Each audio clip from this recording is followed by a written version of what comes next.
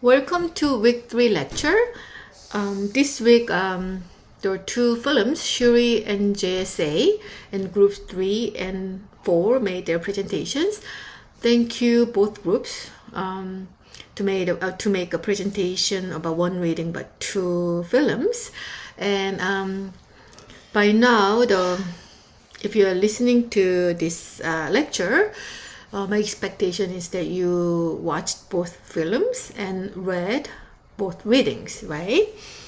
And let me briefly talk about the glossary entries. I went through week 2 glossary entries, and I found out there are many mistakes that may result in point deduction.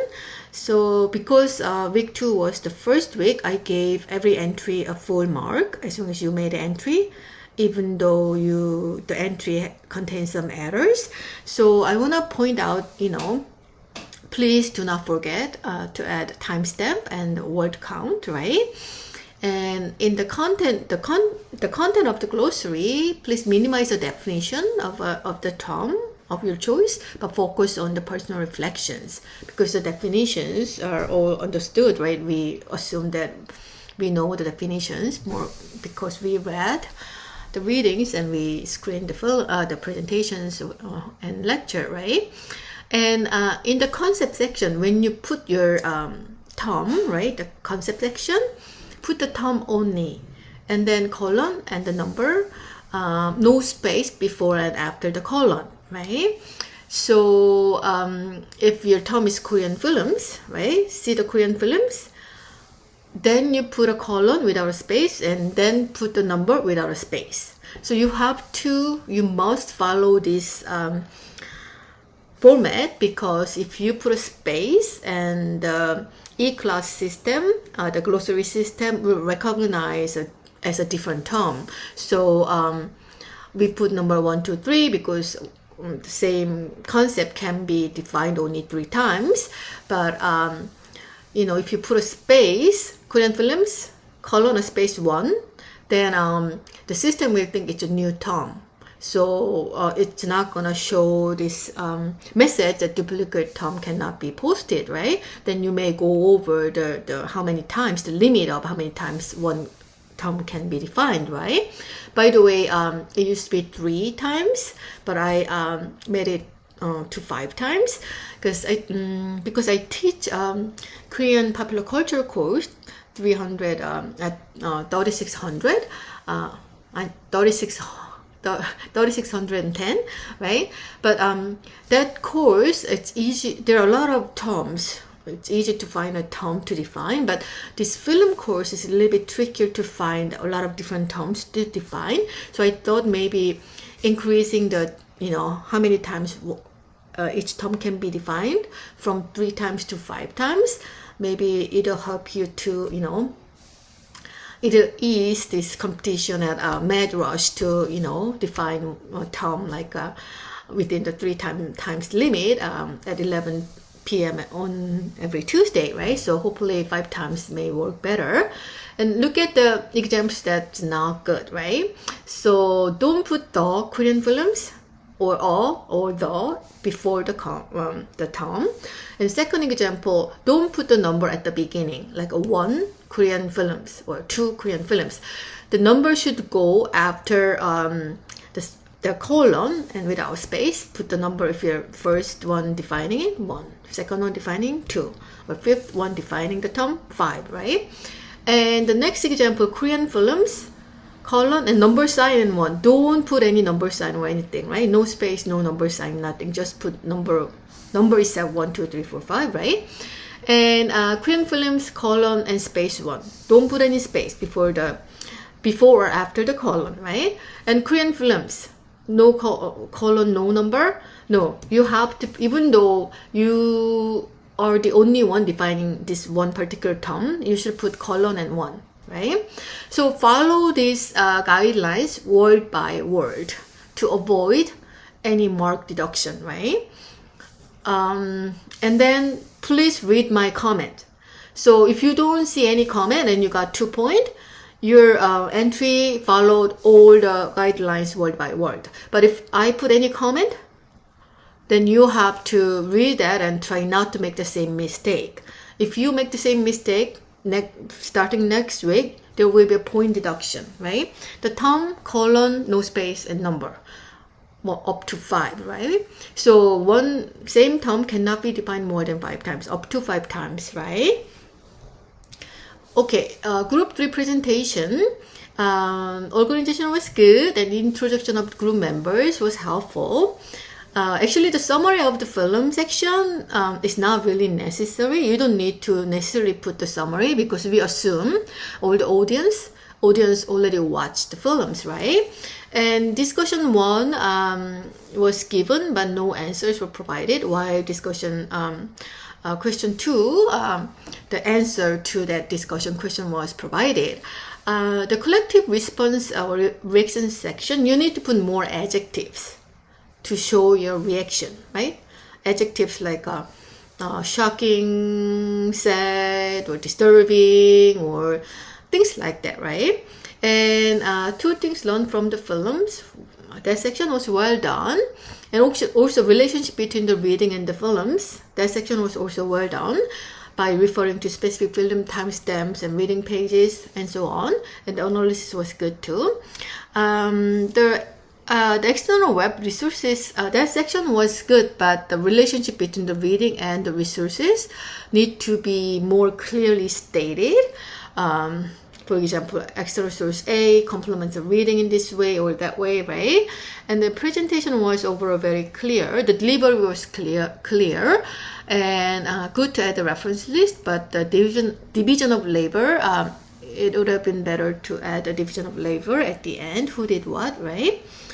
Okay, and let's move on to group 4. The organization was very good, and the introduction of group members at the beginning was really helpful. And the collective response and reaction section was really excellent with very helpful visual images. And 2 things learned from the films. The section was good, but it can be simplified because the length of the presentation was a little bit over by like 2 minutes or so. So if you can tighten this section, it could have been, better, more appropriate length. And the relationship between the reading and the films were that section was well done, again referring to specific film scenes and reading pages, or like even playing some short clips. And the analysis was very in-depth. It was excellent. The external web resources section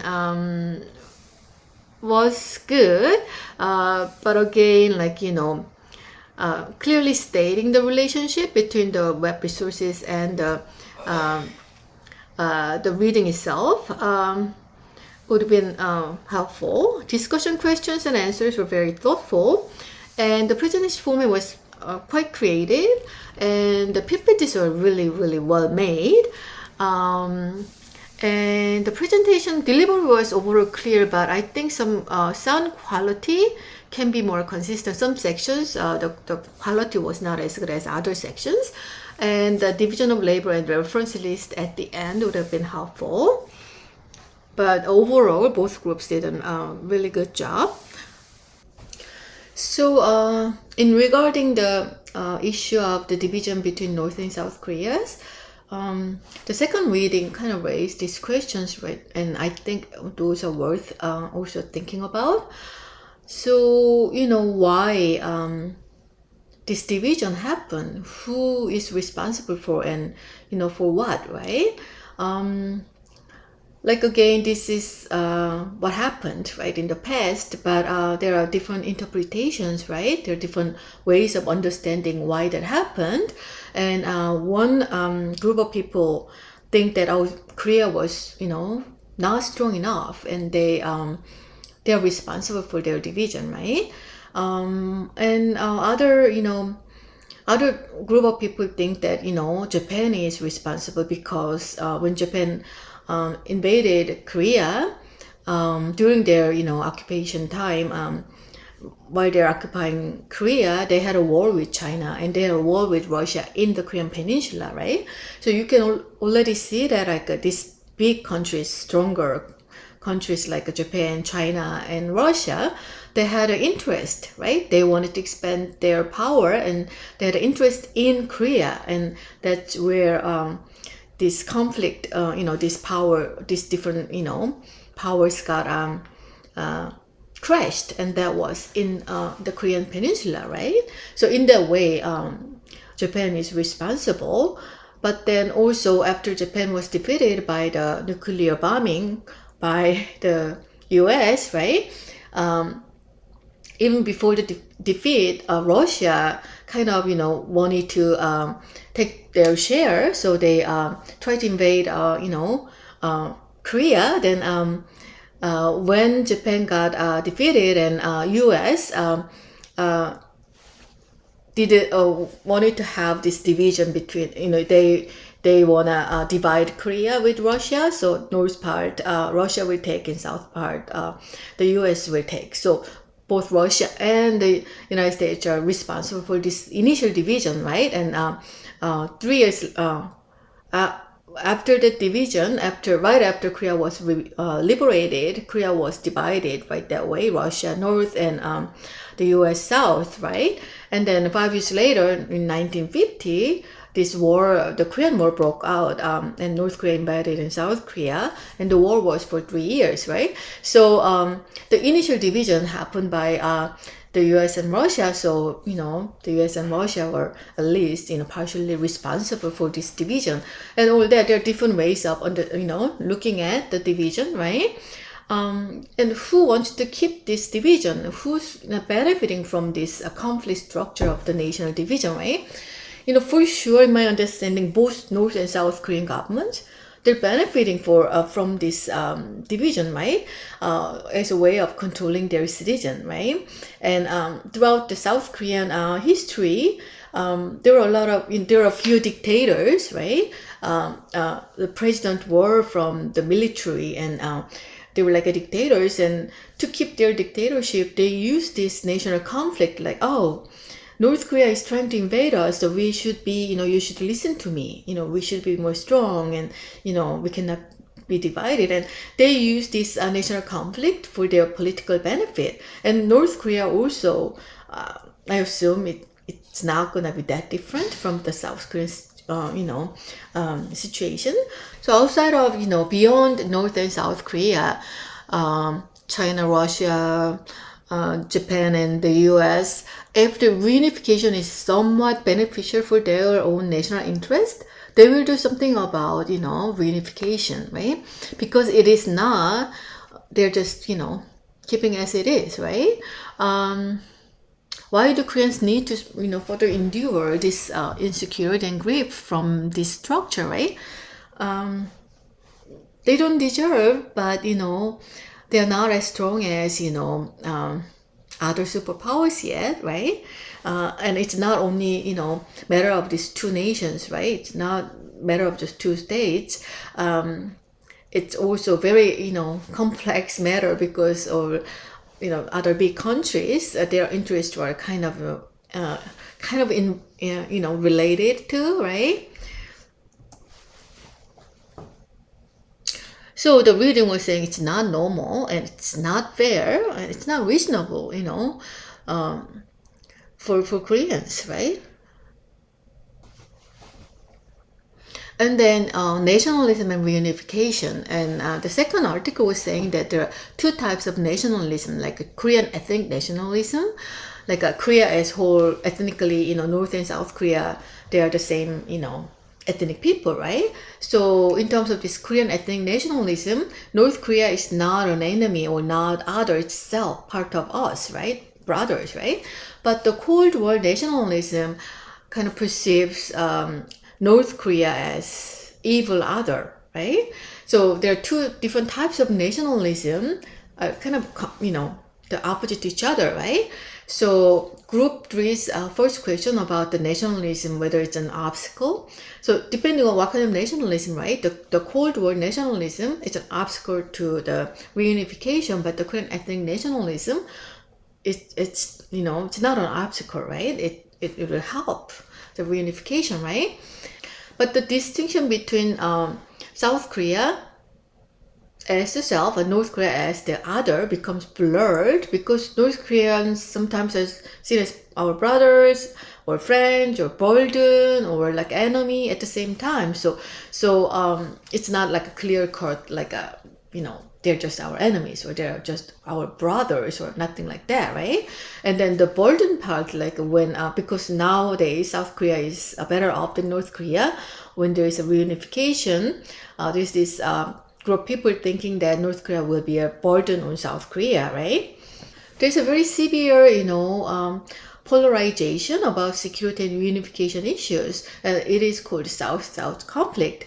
And not only that, the MZ generation, so millennial generation in Korea, who were born in between 1985 to 1996, and Z generation Z, those who were born in 1997 to 2010, this MZ generation, like almost 1/3, they don't think that reunification is even possible. But compared to older generation, the more of MZ generation sees that it's impossible, right? The reunification. And many of them, proportionally more, MZ generation, they even don't care. They have no interest in the reunification, but the older generation are more interested, right? And they see that there's no need for reunification. We just live as North and South Koreas, right? So not only the division between like how we have to reunify, but also younger generation, they're losing interest on on the issue at all. Like they don't see any need, right? And in terms of reunification, there's some ethical issues we have to think about, right? So we have to develop. Maybe reunification is good for all the Koreans, including South and North Korea. But then, when South Korea kind of perceive North Korea as like a poor, and like they have to develop North Korea, right? Because they're less well off, right? Then there can be like you're making North Korea same as just applying the one standard norm. And you just North Korean people, you have to be like a South Korean people, right? You have to assimilate to South Korea. So if that is the mentality, which is, I think it's a lot of South Koreans have that kind of mentality, then that can be like, what happened during this colonial time, like, the West sees the East like as some inferior to themselves, and they have to go and enlighten these Oriental people, right? And that's why they invaded this East, and then all that, right? And so we cannot repeat something like that, right? Like South Korea cannot dominate North Korea in the process of this reunification or as a result of it, right? And that is a very imperialistic drive, right? So, that when this reunification happens, it should be a diverse Korea, not just one Korea, not like North Korea becoming like South Korea, right? It should, it should have this, it should allow the coexistence of different identities, right? And then coexistence of different perspectives, and we should be tolerant to like differences, right?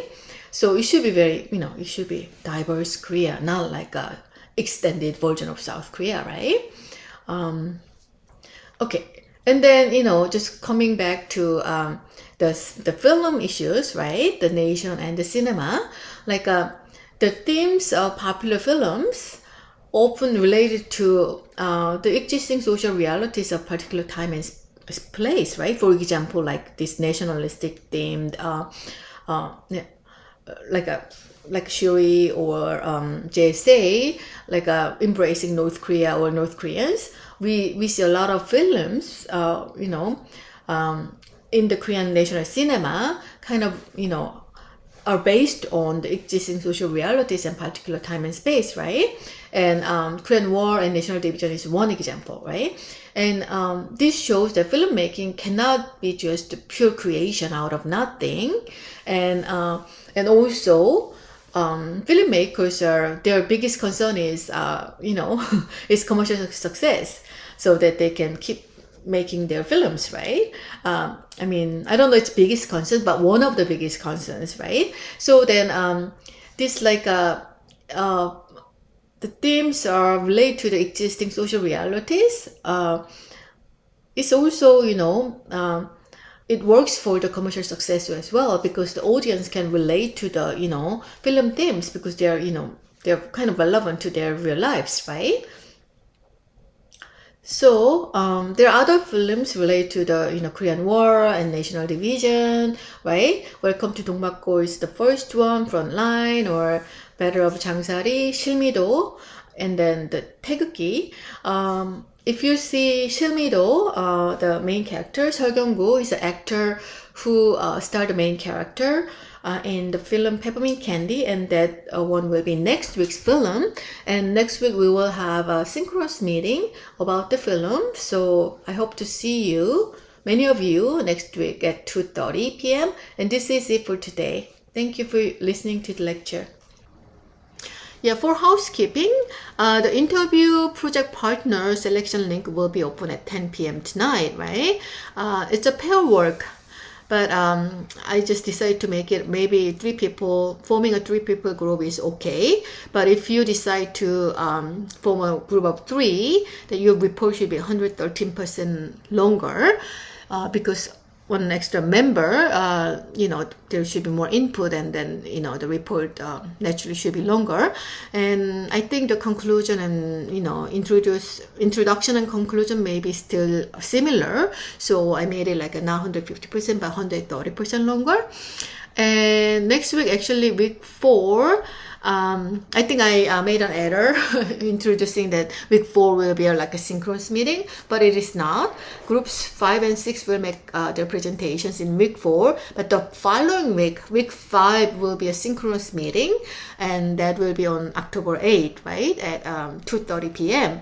And in week 5, I'm gonna share some examples of interview project, and then final project video report, right? Thank you so much for your attention, and I will see you next week.